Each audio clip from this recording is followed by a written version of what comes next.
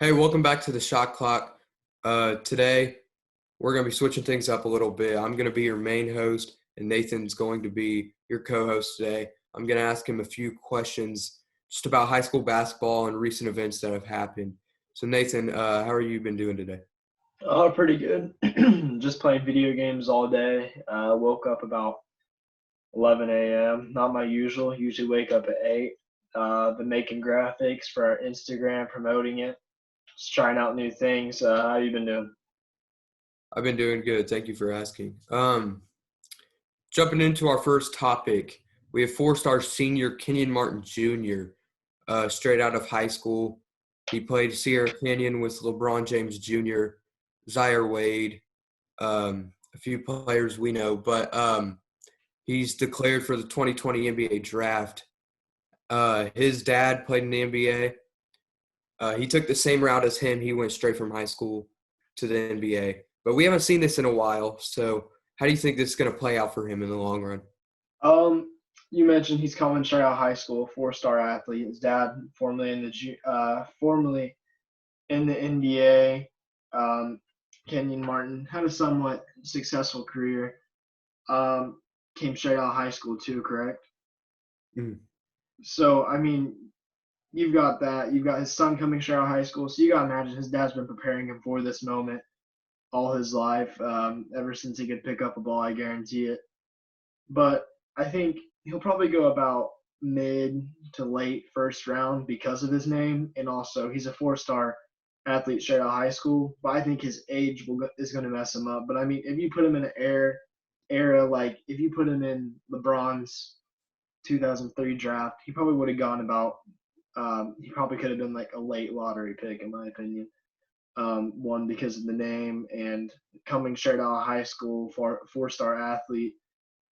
There's not as everybody's gotten better since that 2003 draft. I mean, LeBron's still in the league, and we've watched how insane. You've got Giannis, Kawhi, and all of them. I mean, everybody's gotten insanely good since then. It's all just learn from past mistakes and learn from past NBA players. So I think if you would have put him in that era, he would have gone higher. But you put him in this era, I think he's going to go a little bit lower. I think he'll have a somewhat sturdy career, but I think because of his age, it's going to kind of affect him in the long term. Yeah. So we're going to take this over to Connecticut real quick, switch it over to ladies basketball, actually.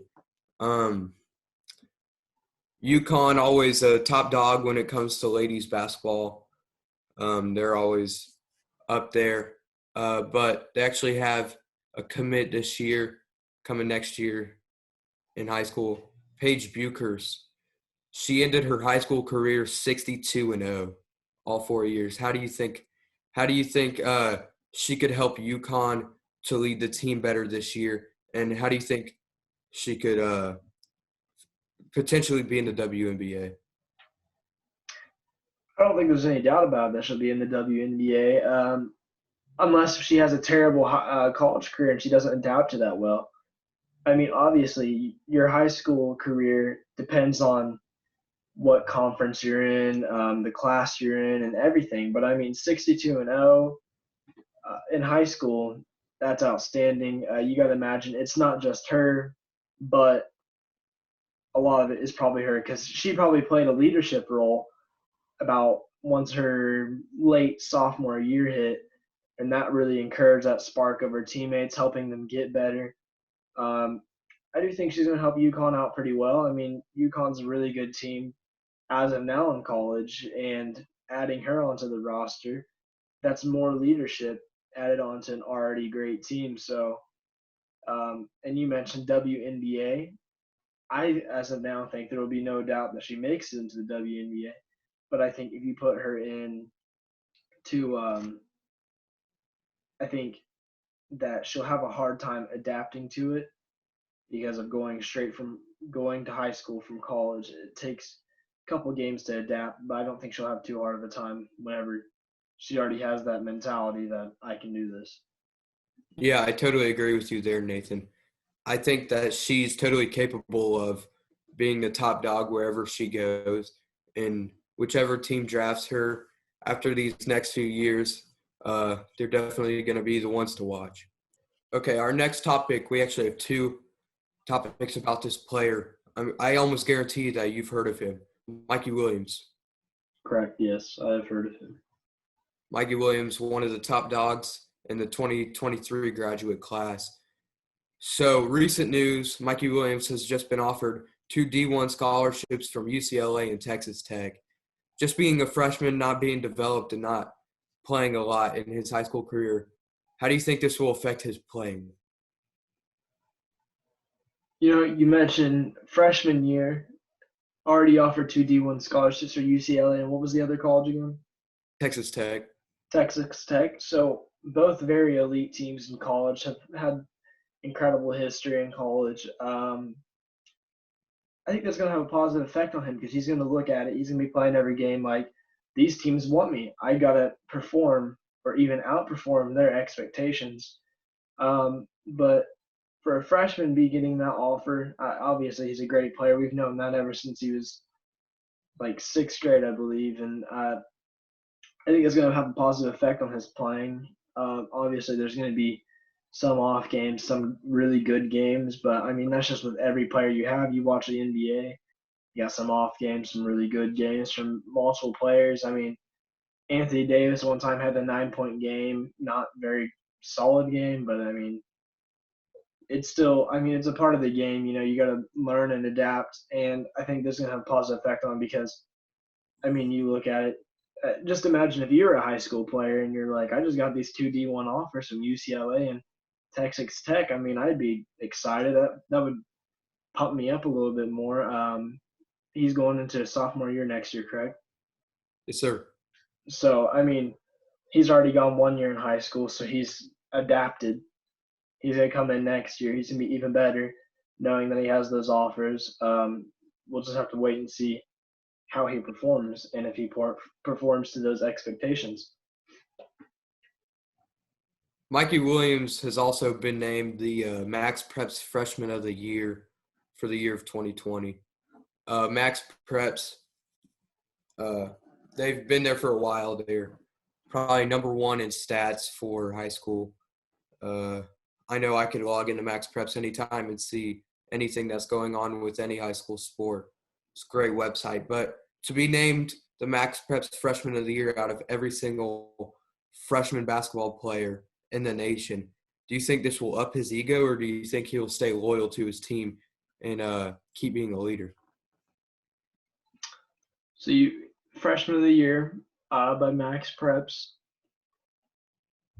I think it'll encourage him to be even better of a leader. I mean, it's like anywhere you go, I mean, when you get that name, you're expected that you're the leader of your team. Obviously, there's sophomore, junior, and senior that, I mean, you have to get through, but he's an incredible player. You mentioned before, D1 offers. He's probably already the best player on that team. Probably the best player in his freshman of the year. He's the best player in his class and everything. I mean, it's going to add on to his leadership mentality. I mean, he's going to be like, MaxPreps just named me this. I have to live up to that expectations because, I mean, no one wants to be a bust in the NBA. I mean, we watched Lonzo come in and everyone said he was a bust as soon as he came in, which a little bit disagreeable because, I mean, he's having a steady – I think he needed that trade for him. He's having steady time with that. But back to Mikey Williams, it's like you don't want to be a bust your second year of high school. You don't want to be a bust going into college, or if he decides to go straight into the NBA. It's just a matter of fact of how he maintains his mind. If he maintains his mentality correctly, he is going to be the greatest player in the draft when he gets drafted. I mean, it's just he's got to adapt and he's got to learn. He's got to watch, and I'm sure he's doing that. I mean, that's why he's winning Freshman of the Year, because he knows what he's doing and he's putting this positive. I guarantee Freshman of the Year isn't just this player had the best stats. It's probably a leadership standpoint. You look at him, you're like, this kid's also an incredible leader. So I think you just add that on, and he's just adding on to his resume for his future. I mean, he's probably going to be a 5-star recruit by the end of his career or by the end of high school. Yeah, another great high school player that I'm sure everyone's heard of, Julian Newman. I mean, we watch his show, his family show on Overtime. I know I've watched every episode, and I like to think of Julian Newman as I like to think he's very similar to Lonzo Ball. I mean, they're both really good players coming out of high school. And I mean, both of their dads can get in the way sometimes, but they let their game do the talking and not their fathers. But Julian Newman declared to not going to college, and he wants to take the professional route overseas. Julian Newman has always been overrated in my opinion. I think his height could be a big deal if he ever made it to the NBA. But I kind of agree with him taking the overseas route, because then you compare him to LaMelo Ball. If you look at LaMelo Ball, he's played overseas for a few years, and this year he's really lighting it up overseas, and he's projected to go number 1 in this year's draft. How do you think this will play out for Julian Newman and his family? Luka Doncic played overseas. Kristaps, he came from overseas, but he played college here, I believe. Julian Newman's not a foreign player, but these players coming out of foreign countries. So, I mean, I guess you could put him in that class because he's coming out from playing in a foreign country. They're outstanding because they're playing already against men.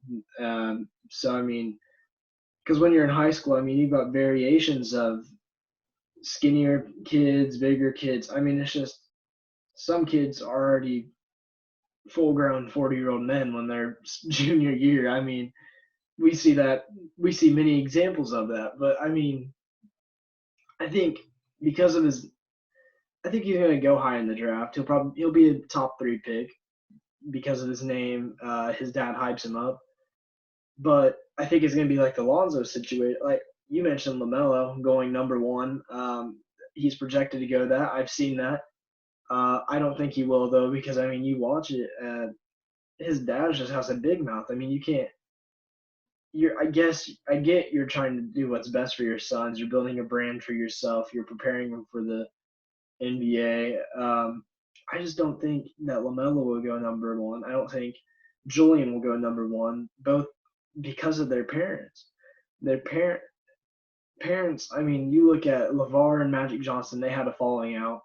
That affected a lot of Lonzo's career as a Laker. So I think that's going to mess up Julian Newman's career. His dad's might not like the usage he's getting in games in the NBA or in the overseas.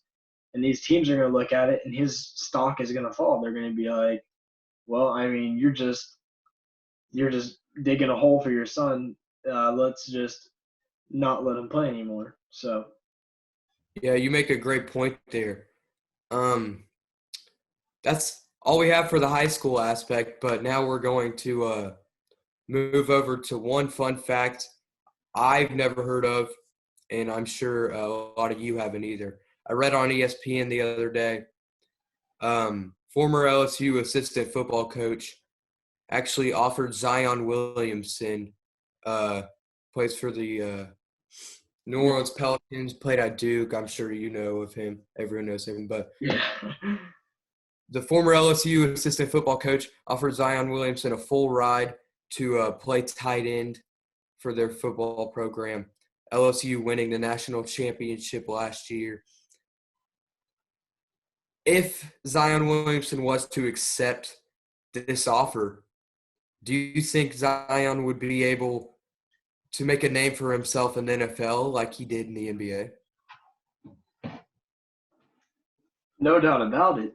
I mean, you're 6'6", it's taller than an average NFL player. So I mean, yeah, lovely height from that. He's 6'6". What's he, like 255 or something like that? Insane for a 19-year-old. I mean, he's only gonna get stronger, only bigger. Maybe eat a little bit more gumbo, but I mean, it's all part of. Was he offered this his senior year of high school, or was it any earlier? Do you know? I'm not sure. I just saw the headline for it. I didn't read into it, but I just thought it was crazy, and we had to put it on the show. Yeah, I mean LSU. You gotta imagine who is their star quarterback that's projected to go like first overall pick. Joe Burrow. Joe Burrow is correct. Yeah, I always mess him up with one of the other quarterbacks. I'm not too good with football, but learning it. But my God, you put them two together. That's insane. Yeah. I mean, Zion could be. He's not the fastest player. I mean, I remember watching him on the court a few times. He's a little bit a light runner. I mean, he's kind of watching like an old grandma walk through Walmart. Um, but I mean, I just think that would have. I think he would have been able to make a name for himself in the NFL if he could have got drafted there. If he did continue his college career for LSU. Um, because I mean, one, his name's already insane in the NBA, or his name was already insane his freshman year, or no, it was about junior year when he really took off. Everybody in the NBA was talking about it. Everybody was like, I wouldn't want to take a charge from him. So I think his name in the NBA would carry on to the NFL because they both have incredible like They both affect each other in a way on social media, news and everything. I mean, you kind of watch. I mean, they all have a positive impact on each other. They all talk about each other. But I mean, it's like LeBron. LeBron played football all up until his senior year, I believe, and he quit because he was told you need to play basketball, and you're about to go number one overall pick, and you're and go straight to the NBA. Like he was the chosen one. That's why he has the tat. But like I saw where he ran or he had like carried for like 400 something yards. It was insane stats. So I mean, I don't think uh, Zion would have been playing that position. I feel like he'd be like a defensive position. So on the defensive side, he would have been an insane name. But yeah. Yeah, we see a lot of NBA players and going to the MLB and vice versa.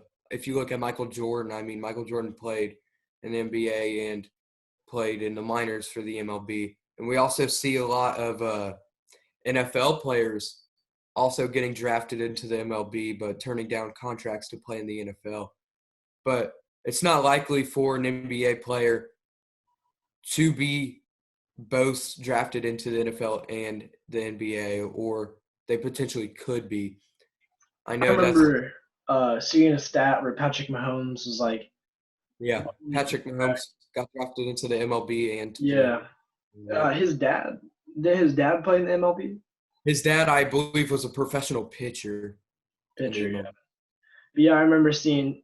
I also saw the other day where it was like he was talking about he's only been playing quarterback for 6 years. He started about his junior year, and he was like I just now started to learn plays. His MVP season towards January of his MVP season, he just won the Super Bowl this past February, and he's already probably the best quarterback in the NFL. Yeah, I like how you bring up that topic because we can relate him to Nikola Jokic.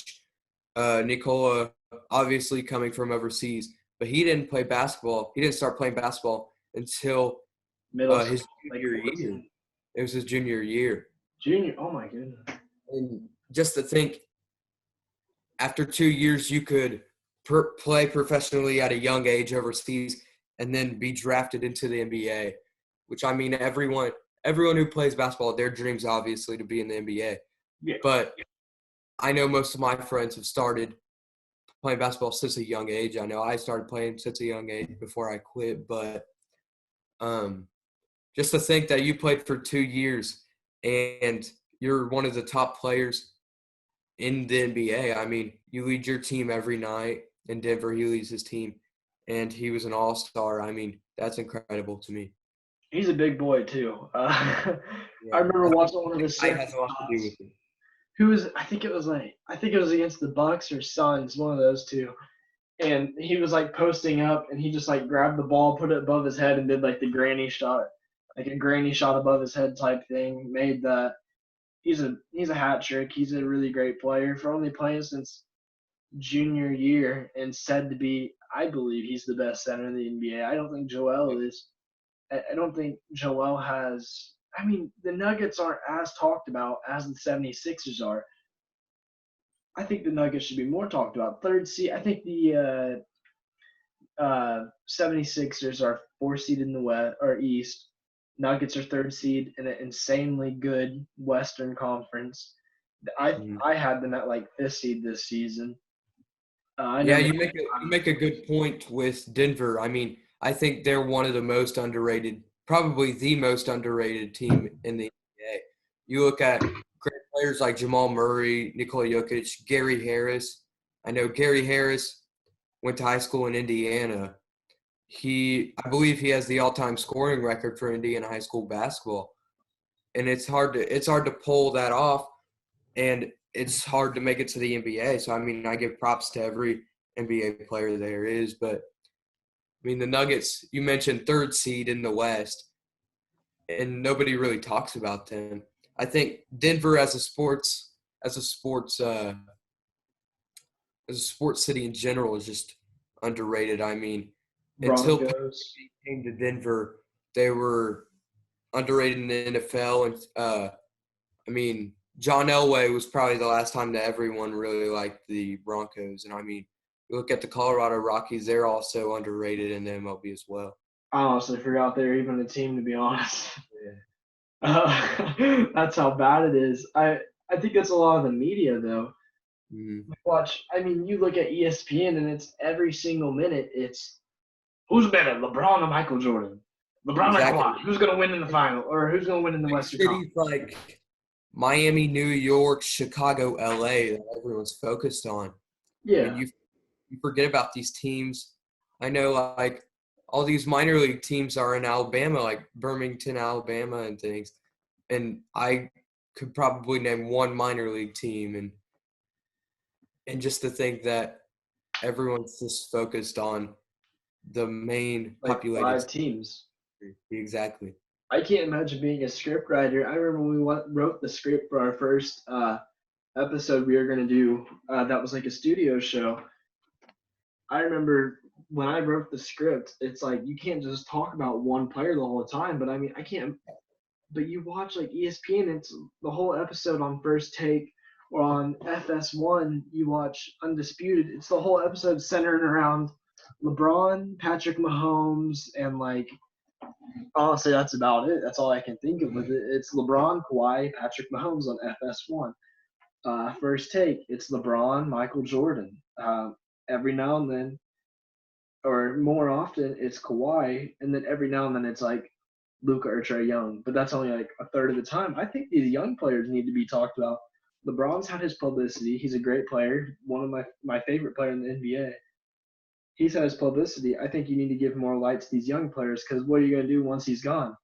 They're going to be like, well, we just wasted these past 20 years talking about LeBron. Now we got to let's talk about Nikola Jokic finally. Yeah, I remember one morning I was watching Get Up on ESPN, and they were talking about Patrick Beverley. I mean, probably the most underrated defensive player in the league. I don't think he's underrated. Really? He just runs around the court. I think he's very underrated. I think he could probably lock down anyone in the NBA. I mean, Patrick Beverley's an aggressive little dude, but he was locking down LeBron one night, and they were talking about him, and they really had nothing to say because they don't know him as a player and they don't know him as an individual. But yeah, if you were talking about LeBron locking someone down, they could go on for hours about it. I mean, he's out for blood. That's been said already. Yeah. But, I think taking the aggressive route is probably the best he could do for himself. Yeah, he's like 6'1". I mean, yeah, he's not a great shooter by any means. He's not a great ball handler. He's not a great. He's a solid rebounder for 6'1". Yeah, but he has to figure out a way to contribute to his team, and that's where defense comes in. I think it's like I'm trying to think of an example of this. It's like Draymond Green. Yeah. Draymond without Steph and Clay. It's like Draymond and Kyle Kuzma are so similar. It's insane. Without Kyle Kuzma, without a passer, he's terrible. Draymond without Steph and Clay and KD, he's averaging 7.9 this season. You expect like you don't expect a 25-point game season, but maybe like a 12 or 13-point season. And it was announced that he's like 6'5". So they gave him a max contract for what he was worth past off season. Whatever they gave, I think they gave Clay his extension. I think they gave Steph like a 2-year extension. I'm probably wrong about that. Yeah, I'm pretty sure I am. But they re-signed him because he's the heart and soul of their team. If I was the GM, I would keep him because he's the heart and soul of the team. But if I was looking just to make my team an insanely scoring team, an insanely offensively good team, I would trade him. I don't think Draymond's even that good of a defender. He was a great defender about until 2017, but he's fell off. I don't think Patrick Beverley is a good defender, but they're the heart and soul of the team because Patrick Beverley got signed for a 4-year, $40 million extension. I think that's too much for a player of his caliber. I don't think he's worth $48 million. 48 was it? 40. I don't know. I'm not into Patrick Beverley. I mean, he's not my favorite. He's not even up there for me. But thank you again. Yeah, thank you again for coming on the show, Nathan. That's all we have, sadly. You can go check out our Instagram at @theshotclock_. Go check out our YouTube at The Shot Clock. Thank you.